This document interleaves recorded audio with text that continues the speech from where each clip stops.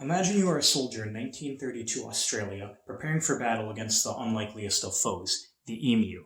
Now, you might wonder why you're in this situation, which would become known as the Great Emu War of 1932. You are here because the Australian government is attempting to assist farmers in curbing the emu population in Western Australia.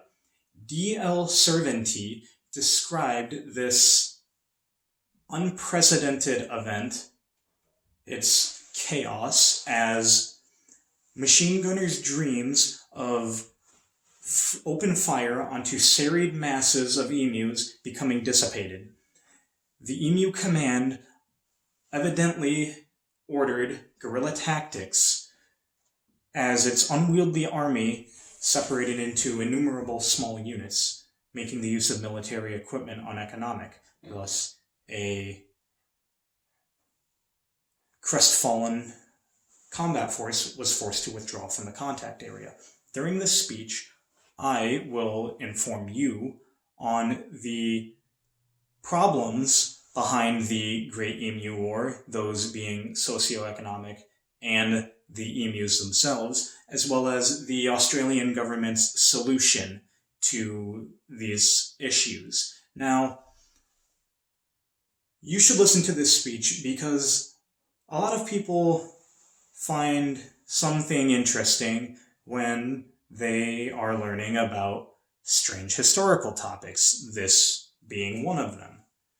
In other words, you should listen because you might learn something really cool today.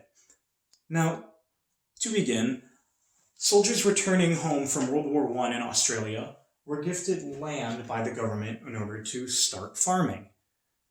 During the Great Depression of 1929, many of these crops were wheat crops, and the government requested that farmers increase their wheat production in return for government subsidies, which they were never given, causing these farmers to struggle.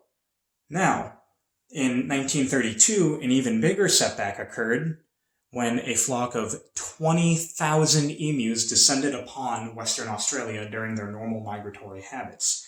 Now, these farmers, having had their crops destroyed by emus, approached the Australian government for military aid in curbing the population. Now, according to legendsfacts.org, Minister of Defense George Pearce agreed to assist these farmers under the conditions that machine guns would only be used by military personnel and the farmers would cover any non-transportational costs incurred by these troops, those being food, accommodations, and ammunition. With this in mind, Major Meredith embarked on his first campaign of the Great Emu War from November 2nd to November 8th, 1932, resulting in the death of 200 emus at the cost of 2,500 rounds of ammunition.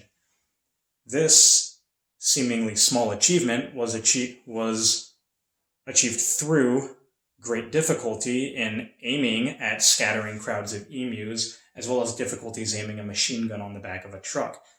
Unhappy with this performance, Minister of Defense George Pearce withdrew these troops, however redeployed Meredith in a second campaign 5 days later, spanning from November 13th to December 2nd, which resulted in the deaths of shy of 1,000 emus at a rate of about 100 emus per week.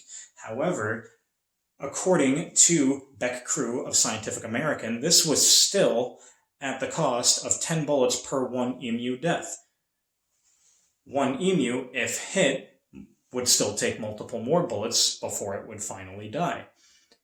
As a result of all of this, the Australian government was criticized and mocked for it, as evidenced in my quote by D.L. Steyer, for its poor handling of the situation.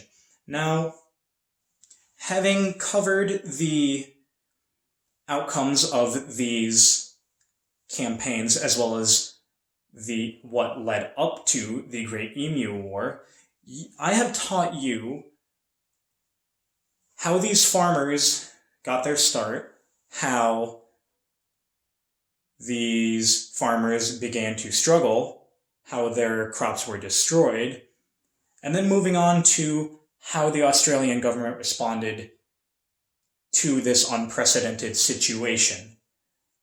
Now, if you're looking for more information, you can always find more information online, such as the Canada City Bay Heritage Society's website online.